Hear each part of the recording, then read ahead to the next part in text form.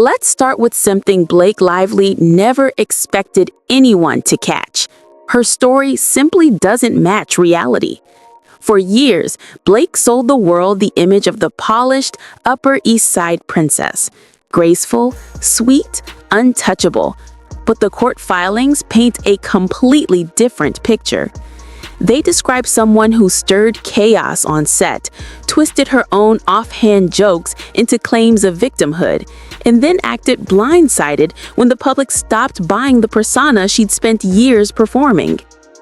Blake openly admits that people confuse her with the Manhattan character she once played.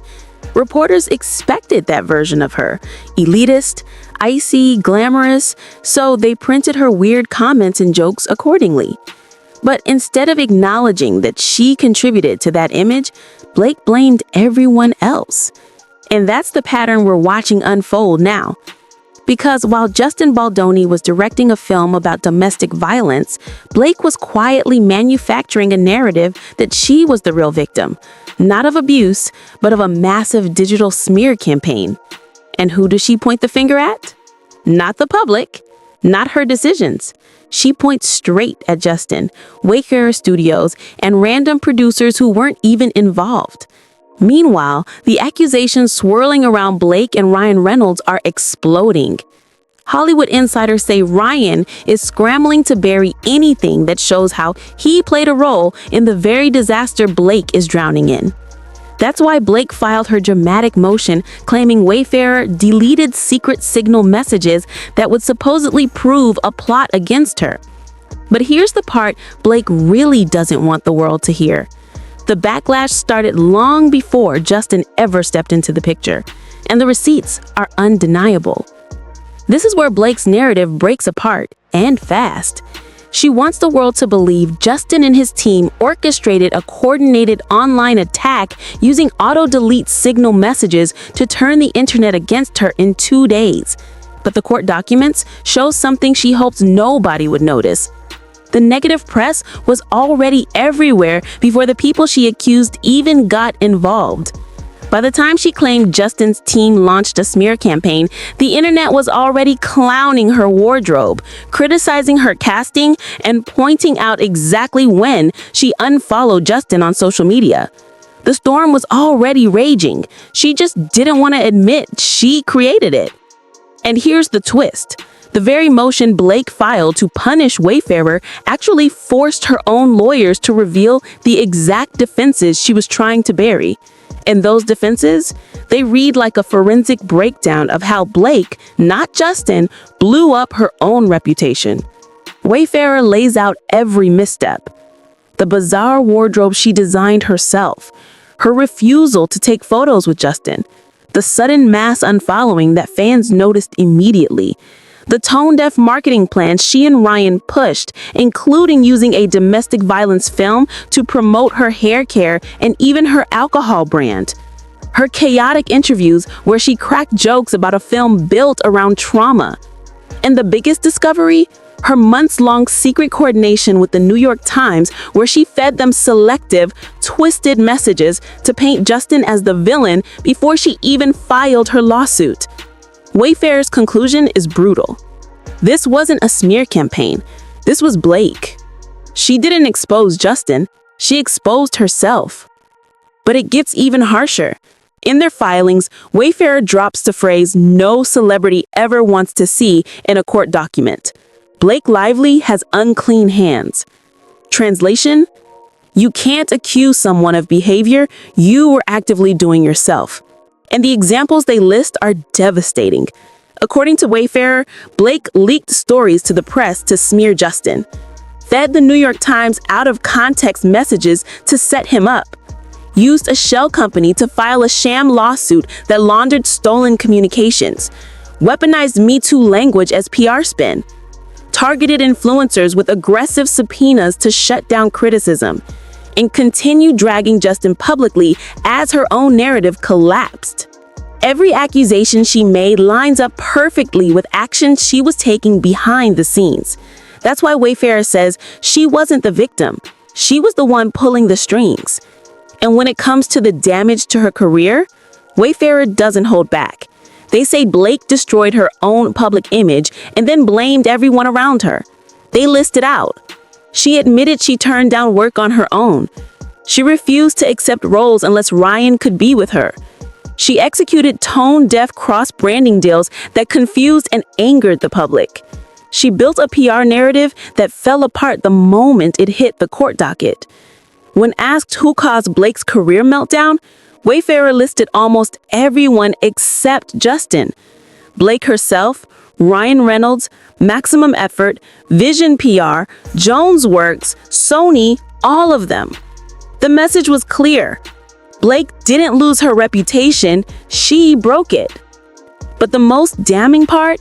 According to the interrogatories, Blake didn't just defend herself. She allegedly orchestrated a months-long, multi-layer plan to erase Justin Baldoni from his own film. Wayfarer says she organized the mass unfollowing to publicly humiliate him, refused photos, press appearances, even tried to block him from his own premiere, removed his name from marketing materials, planted stories accusing him of fat-shaming, cult involvement, and misconduct, fed the press manipulated messages, accused him of sexual harassment, allegations Wayfarer says were false, released confidential documents to maximize reputational damage, launched legal intimidation campaigns against critics. This wasn't a feud. This was a scorched earth career assassination. And once the timeline became public, everything snapped into place. The chaos didn't start during production. According to the filings, the first major blow-up happened before cameras even rolled, when Blake and Ryan took control of the film and turned the set into a battlefield. According to Wayfarer, the timeline of what really happened makes one thing undeniable. The chaos didn't come from Justin Baldoni.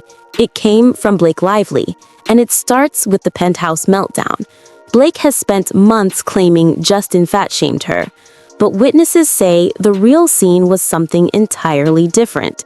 It was Ryan Reynolds screaming at Justin for 5 to 6 hours straight, while Taylor Swift and Hugh Jackman sat silently watching it happen. This wasn't a misunderstanding. It was a takedown meeting, and Blake used it as the backbone of her victim narrative. Right after that confrontation, she moved in on the production. Messages show her telling producers, "I'm fixing the script. I'm directing now." Long before filming even began, producers were already panicking, and they knew they'd lost control of their own movie. Then came the travel excuse. Blake told the team she couldn't fly for filming because her baby was too sick for her to leave. But just days later, she was seen completely fine at a Taylor Swift concert. Production had stalled for over a week, bleeding money, while Blake was out enjoying herself in public. When filming finally started, the wardrobe controversies erupted instantly. Paparazzi photos dropped on day one, and fans dragged Blake's outfits across social media. Wayfarer says she chose every costume herself and rejected every attempt to adjust them. And the backlash that Blake now blames on Justin, it began right there, before he ever did anything she claims traumatized her. Then the emotional manipulation began. Blake invited Justin into her trailer, warmly thanked him, complimented his direction, and later twisted that moment into another accusation. She told people he cried in her trailer and made her uncomfortable. In private, she was friendly. In public, she turned the same moments into ammunition. As filming continued, the complaints multiplied. She said Justin used the word sexy about Jenny Slate's pants, claimed Hyundai Heath made too much eye contact, complained constantly about her birth scene edits, demanded crew members have photo badges, and insisted people weren't respecting her authority. The set wasn't hostile toward her, it became hostile because of her. This wasn't miscommunication, it was control. And then everything escalated. When the strike shut production down, Blake treated the pause like her escape plan. She flew to London and simply never came back. When Wayfarer tried to restart production, she refused to return. Producers begged her, schedules collapsed, budgets exploded, and her team told the studio, "You can sue her if you want, but she won't be happy about it." Blake was threatening her own film unless everyone surrendered to her demands. Before she would even consider returning, Blake delivered a list of 17 conditions, 17 demands before stepping back on set. This wasn't a negotiation, it was a hostage situation. And to reclaim power, Blake and Ryan arranged another penthouse meeting at their home. Everyone was called in, Justin, producers, executives, but it wasn't a conversation. It was Blake and Ryan dictating their vision of the movie, making it clear that their authority outranked the director, the studio, and the entire creative team. From there, Justin's control of the project was effectively gone. Every night, Blake sent new script rewrites that Justin had no input on. He would wake up to a completely different movie, scenes rewritten, emotional beats changed, character dynamics altered because Blake decided so at midnight. She then forced her way into the editing room. Producers pressured Justin to let her in, and even though she only showed up once, she still demanded final say over everything. Soon after, Justin's editors were fired. Una and Rob, the people he trusted, were removed, and Blake replaced them with her preferred editor, Shane Reed. One of the editors reportedly cried when it happened. But Blake wasn't finished. She removed the composer next. Brian Tyler, who had been crafting the emotional backbone of the film, was suddenly gone. Blake swapped him out for her own pick. Brick by brick, she dismantled Justin's entire team and rebuilt the movie around herself. This wasn't collaboration, it was a takeover. And then she expanded the war. She pulled Colleen Hoover into it. At the beginning, Colleen had no idea what was happening behind the scenes. She wasn't informed about Blake's complaints or the penthouse blow-ups. But Blake made sure the author aligned with her, turning her into another voice in a conflict she hadn't originally been a part of. By this point, Blake wasn't just controlling the set. She was controlling the studio, the author, the cast, the editors, the soundtrack, the marketing, and even the fans. And the takeover was only getting started. Blake Lively's carefully managed Hollywood image is cracking, and this is the moment everything changed. Justin Baldoni had a calm, transparent dinner with Colleen Hoover, explaining what was happening behind the scenes. She seemed supportive until she immediately called Blake and Ryan and said the meeting made her uncomfortable. Overnight, Colleen Hoover flipped sides, not toward the truth, not toward the film. She aligned herself with Blake, and Blake wasted no time using that power shift. Blake began hosting secret screenings of the film without Sony's permission.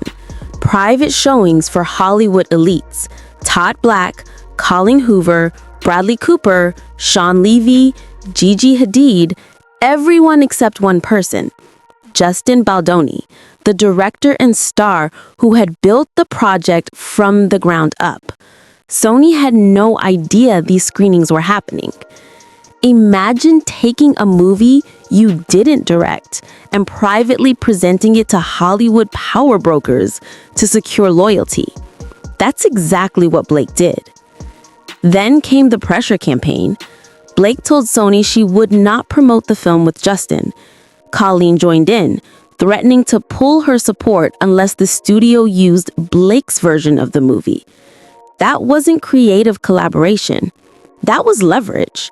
That was force.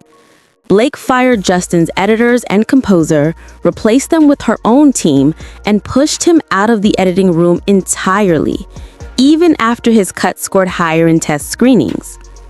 Step by step, she didn't just act in the movie, she took over the entire production, re-edited it, rewrote the tone, rebuilt the score, reframed the marketing, and erased the director from his own film. Then came the premiere and the humiliation. Behind the scenes, Ryan Reynolds called industry reps, painting Justin as a deranged predator. Blake told Sony she wouldn't attend if Justin showed up. The compromise? Justin was allowed to walk the red carpet alone, before anyone else, and then ordered to leave the moment Blake arrived. He was banned from entering the theater. He was sent downstairs, literally to the basement. at the premiere of his own movie. That wasn't a misunderstanding. That was a coordinated takedown. But here's what Blake never expected. A judge just ordered more evidence to be made public. Internal messages involving Blake, Ryan, and their PR teams.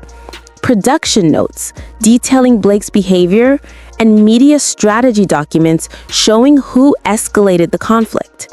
And an audio recording that insiders say could flip public opinion overnight. This isn't speculation. This is the court saying the public deserves to know the truth. And that is very, very bad news for Blake. The evidence she fought to hide is now being unsealed, and none of it supports the narrative she's been pushing. Nothing points to Justin orchestrating any smear campaign. Everything points toward Blake creating chaos, then accusing everyone else of doing what she herself had done. And Justin's deposition? Even worse. It reveals betrayal from inside his own crisis team. Private messages mocking his faith, making jokes behind his back, acting more loyal to optics than to the truth. If he couldn't even trust a team hired to protect him, how could he possibly be running some elaborate digital manipulation campaign? He wasn't. The story Blake built simply collapses under evidence. And Blake knows it. That's why her PR machine is in overdrive. We're suddenly seeing staged grocery store candids, cute family moments, forced relatable stories, and picture-perfect marriage PR. They're trying to soften the impact before the rest of the evidence drops. That's not confidence. That's pure panic. If you want full breakdowns of every newly unsealed message, every document, and that audio recording the moment it becomes public, make sure you're subscribed. Hit the notification bell so you don't miss anything. Comment whose side you're on now that the truth is coming out. And smash the like button so this story breaks through the PR fog. Because Blake can't hide behind headlines forever. The real story is finally emerging, and it's nothing like the version Blake wanted the world to hear. Thanks for watching. Bye, besties.